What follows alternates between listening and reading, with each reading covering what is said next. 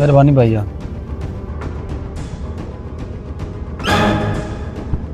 ओ भाई, ओ भाई, गल सुनने ना।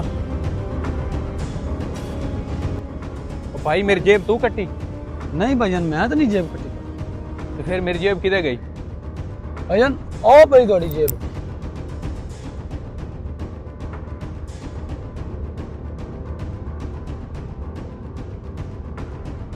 Oh my god!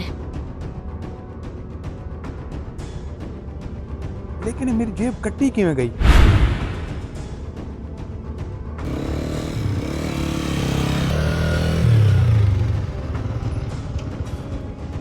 तब मैं हिसाब ला लेना।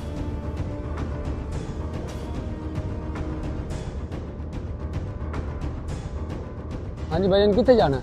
डुब्बे चौक। भजन 280 रुपये लगेगा।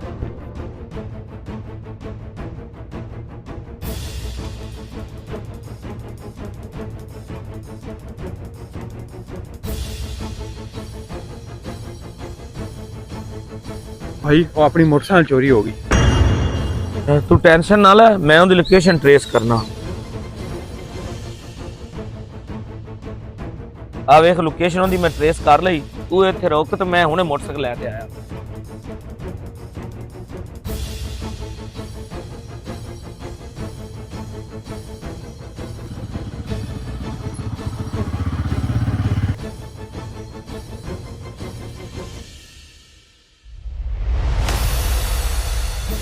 बाजा रुकी, मैंने भी ले चली यार।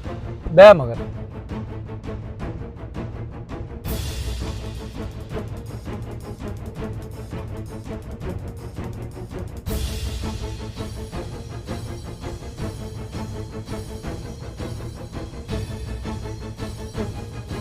ओ यार मेरे पैसे कोनी मेरे को। एक मिनट रुक, मैं घरों लिया देना।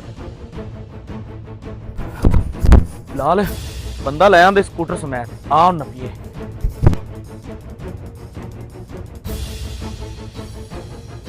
अल्लाह भाईजान, अब क्या मैं दे दूं।